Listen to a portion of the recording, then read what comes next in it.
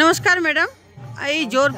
এই জোরপাকড়িতে আজকে যে শ্রী গোপীনাথ ঠাকুরের যে ওই পুজোটা হচ্ছে সেটার সম্বন্ধে আপনার পরিচয় দিয়ে আমাদেরকে জানান। আমি সুনিতা ঝান, আমি এই বাড়ির গৃহবধূ।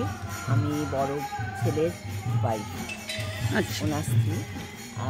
আমি এখানে আমার দীর্ঘ 40 বছর কেটে গেছে এই গ্রামে, এবং আমাদের এখানে গোপীনাথ ঠাকুর আমাদের কুলদেবতা। গোপীনাথ ঠাকুর আর বৈকুণ্ঠনাথ এরা দুজনে যমজ। এদের জোরপাকড়িতে একটা জোরপাকড়ি নাম হয়েছে জোড়াপুকুর থেকে। সেই জোড়াপুকুরে ওদের পাওয়া গিয়েছিল বৈকুণ্ঠনাথকে এবং গোপীনাথকে। বৈকুণ্ঠনাথ আমাদের রাজবাড়িতে রাখা আছে স্থাপিত, আর গোপীনাথ আমাদের বাড়িতে এই জোরপাকড়িতে। বৈকুণ্ঠনাথ জলপাইগুড়িতে রাজবাড়িতে রয়েছে।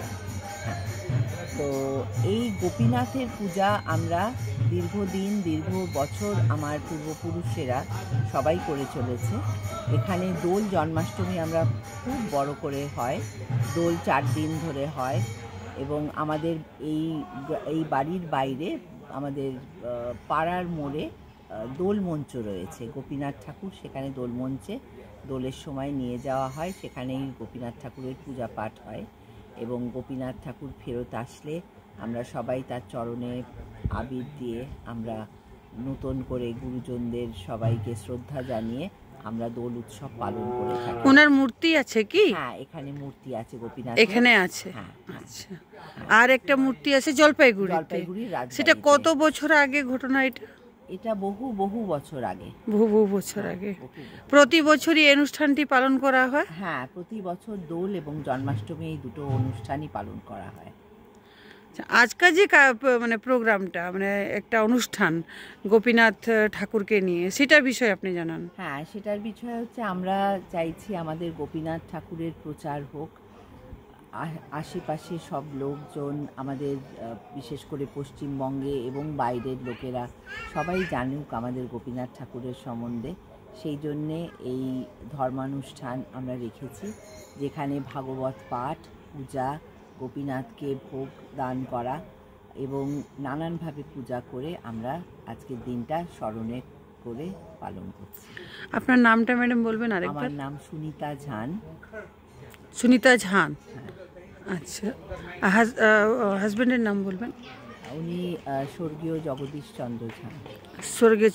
স্বর্গীয় জগদীশ চন্দ্র ঝা, আচ্ছা। আরেকটা কথা জিজ্ঞাসা, এখানে কোথাও যে মন্দিরটা যে আপনাদের রয়েছে সেখানে দেখলাম, ওই মন্দিরটাই তো? হ্যাঁ, তাই না? আপনাদের বাড়িতেই আপনি রেখেছিলেন? এখানেই তো আপনার বাড়ি? এটাই আমাদের গ্রামের বাড়ি, আমাদের নেটিভ। আচ্ছা, ঠিক। Thank you so much. Thank you, নমস্কার। নমস্কার, নিউজ টুডে ইন্ডিয়াতে আপনাকে আমি স্বাগত জানাই। আজকাল কি কার্যক্রমটা হচ্ছে এখানে, আপনাদের কি প্রোগ্রাম সেটা জানাবেন। আপনার নাম সহ পরিচয়টা দিয়ে আমাদেরকে শেয়ার করবেন। আচ্ছা, আমি ডক্টর রোশনি ঝা। আমি এই ঠাকুরবাড়ি জোরপাকড়ি ঠাকুরবাড়ির মেয়ে, হ্যাঁ, বড় ছেলের বড় মেয়ে। আর আমি এখানে আজকে যেটা আমি এবং আমার মা সুনিতা ঝা যেটা আয়োজন করেছি সেটা হচ্ছে যে গোপীনাথ ঠাকুর আমাদের 150 বছর পুরনো কষ্টি পাথরের মূর্তি, এবং সেই মূর্তি পাওয়া যায় জোরপাকড়ি, যে নামটা জোড়া পুকুর খুঁড়তে গিয়ে দুটো মূর্তি পাওয়া যায়, গোপীনাথ ঠাকুর ও বৈকুণ্ঠনাথ ঠাকুর। তো জোরপাকড়িতে বিরাজ করেন গোপীনাথ ঠাকুর আমাদের বাড়িতে, আর বৈকুণ্ঠনাথ ঠাকুর বিরাজ করেন জলপাইগুড়ি রাজবাড়িতে।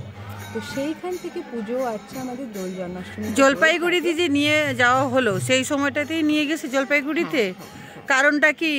ওইখানে কি আপনাদেরই যখন ছিল, তারপরে আমার 3-4 জেনারেশন আগে বাবার ঠাকুরদাদাকে এই দায়িত্বটা দেওয়া হয় গোপীনাথ ঠাকুরের মূর্তিটার পূজা। আচ্ছা, কত বছরের প্রাচীন?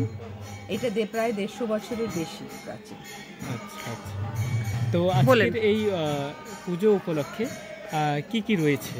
হ্যাঁ, এই পুজো উপলক্ষে যে আমাদের সকালবেলা শুরু হলো শ্রীকৃষ্ণের বাল্যভোগ দিয়ে, তারপরে পূজা অর্চনা আরতি হলো, এখন দুপুরের ভোগ হচ্ছে ঠাকুরের, তারপরে আমাদের ভাগবত পাঠ আছে। ভাগবত পাঠ হওয়ার পরে আমাদের একটু কালচারাল অনুষ্ঠান দিয়ে আমরা তারপরে সমাপন করি। আচ্ছা আচ্ছা। প্রতি বছরই এই অনুষ্ঠানটি করা না, হয়? এই বছর আমরা এই প্রচেষ্টাটা শুরু করলাম, আমার মা সুনিতা ঝা এবং আমি এবং আমার হাজবেন্ড এবং আমার পরিবার মিলে।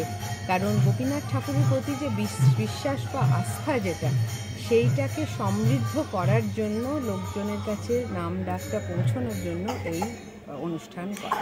এই যে ভাবনাটা আপনার মনের ভিতরে আসলো, ঠিক আছে, তো আমরা সনাতনী, তো আমরা একটা জিনিস বিশ্বাস করি যে আমরা যে ঠাকুরকে মানি বা মানে আমাদের কষ্টর মধ্যে সবসময় আমাদের সাথে থাকেন, তাই তো?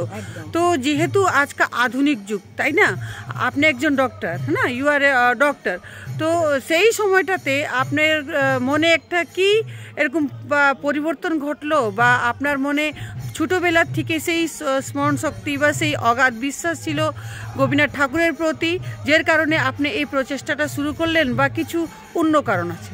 দেখুন, দুটো জিনিস। ছোটোবেলার থেকে মা বাবা যে সংস্কৃতি নিয়ে বড় করেছে, সেটার মধ্যে গোপীনাথ ঠাকুরের বিশ্বাস এবং আমরা যে সনাতনী সেইটা নিয়ে যে বিশ্বাস, সেটা তো প্রবল আছেই। এবং আমার মনে হয় যে দায়িত্বটা মা বাবা যে কালচার হেরিটেজটা পাস অন করেছে আমাকে, সেই দায়িত্বটা আমারও পরের প্রজন্মকে পাস অন করা, এবং সেইটা এই কথা, ভাগবত পাঠ, গোপীনাথ ঠাকুরের পুজো, এইগুলো করে লোকের কাছে খবরগুলো পৌঁছানো আর কি, সেটা আমাদের দায়িত্ব। সেই ভাবনা নিয়ে ব্যাপারটা করা, পুরো অনুষ্ঠানটা করা। এবং এছাড়া তো দেখুন, ডাক্তার আমি নিশ্চয়ই, কিন্তু ডাক্তারও তো ঠাকুরের ওপরে, একদম রাইট, তাই না? সুতরাং সায়েন্স যতই প্রগতিশীল হোক না কেন, কোথাও না কোথাও স্পিরিচুয়ালিটির রোল আছে, এবং সেখানে ঠাকুরের কাছে যখন আমরা সব কিছু আস্থা নিয়ে ছাড়ি, সুতরাং পুজো আচ্ছা তো চালিয়ে যেতেই হবে, এবং আমাদের হিন্দুত্বটাকে বজায় রাখতে হবে, সনাতন ধর্মটাকে বজায় রাখতে হবে। খুবই ভালো লাগলো আপনার কথা শুনে। আর রোশনি, এটাকে নিয়ে যদি আপনার আরও কিছু বলার থাকে তাহলে আমাদেরকে নিশ্চয়ই জানাবেন। Thank you so much. আজকে যে অনুষ্ঠানটি হচ্ছে স্যার, সেটার বিষয়ে আপনি জানান রোশনি জির সাথে।